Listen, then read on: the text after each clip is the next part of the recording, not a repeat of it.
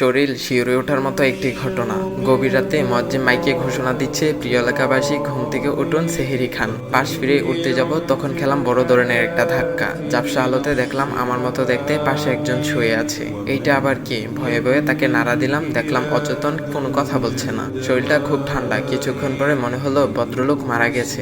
চিন্তা করলাম এই লাশটা এখানে এলো কিভাবে। আবার দেখতে পুরোপুরি আমার মতো। আমি অনেকক্ষণ চিৎকার করে সবাইকে ডাকার চেষ্টা করলাম, কিন্তু একই কেউ তো আসছে না। একটু পর দেখলাম বোন রুমের লাইটটা জ্বালালো এবং ওই লাশটার কাছে এসে বলল, ভাইয়া সেহেরি খাবি না? ফজর আজান তো দিয়ে দিবে। আমি তো পুরাই অবাক, এসব হচ্ছেটা কি? বোনের কাছে গিয়ে বললাম, ওই তোর কি মাথা খারাপ হয়ে গেছে?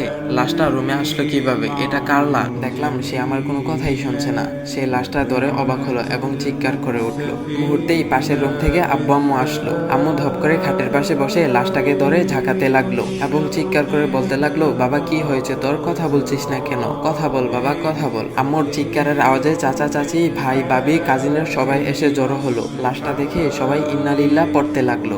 আশেপাশে কান্নার রোল পড়ে গেছে। মুয়াজ্জিন যখন আমার বাবার নাম নিয়ে বলল, অমুকের ছেলে অমুক ইন্তেকাল করেছে, তখন আমি একটা হাই লেভেলের শক খেলাম। সবাই আমাকে বাদ দিয়ে লাশটা নিয়ে ব্যস্ত হয়ে পড়লো। কাউকে বোঝাতে পারলাম না যে আমি বেঁচে আছি।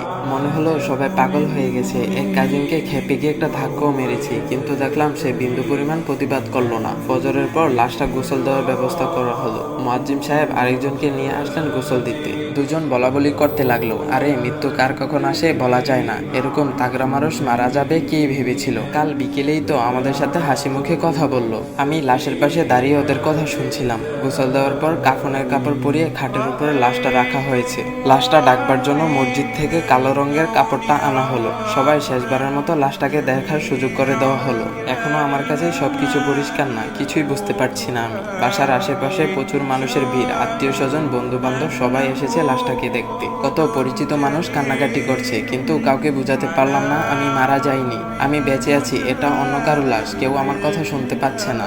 জোহরের পর জানাজার আয়োজন হয়ে গেছে। লাশটা নিয়ে যাওয়ার মুহূর্তে আম্মু আর বোনের লাশ ধরে সে কি কান্না!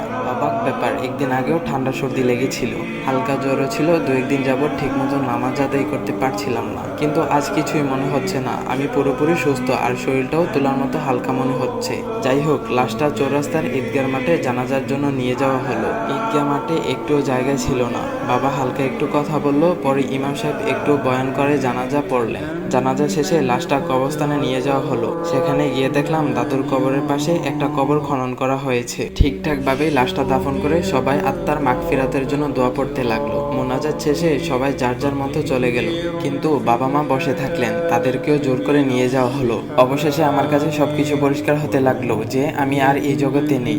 যদি আরেকটা বার সুযোগ পেতাম তাহলে কত যে আমল করতাম। সবসময় মসজিদ মাদ্রাসায় পড়ে থাকতাম, কিন্তু তা তো আর হবার নয়। একটু পরে দেখি আমি ওই কবরে রাখা লাশটার মধ্যে চলে যাচ্ছি। চারিদিকে শুধু অন্ধকার, অনেক ভয় হচ্ছিল। একটু পরেই মুনকার নাকির আসবে, বিভিন্ন প্রশ্ন জিজ্ঞাসা করবে, না পারলে শুরু হবে কবরের আযাব। শুয়ে শুয়ে অন্ধকার ঘরে পুরো ঘটনাটি চিন্তা করলাম। এগুলো তো একদিন আমার সাথে হবে, একদিন তো আমিও মারা যাব। হঠাৎ শোয়া থেকে উঠে বসলাম, শরীরের প্রতিটা লোম দাঁড়িয়ে গেছে। প্রতিটা মানুষেরই এভাবে প্রতিদিন মৃত্যুকে স্মরণ করা উচিত, তাহলে আশা করা যায় গুনাহ থেকে মনকে বিরত রাখা যাবে এবং কবরের প্রস্তুতি নেওয়া যাবে। তো গাইস, আজকের কথাগুলো কেমন লেগেছে অবশ্যই কমেন্ট করে জানাবেন, আর এমন ইসলামিক ভিডিও পাওয়ার জন্য ভাইয়ের আইডিটা একটা ফলো দিয়ে যাবেন। তো গাইস, নতুন কোনো ইসলামিক ভিডিও আসা পর্যন্ত সবাই ভালো থাকবেন। আল্লাহ হাফেজ গাইস।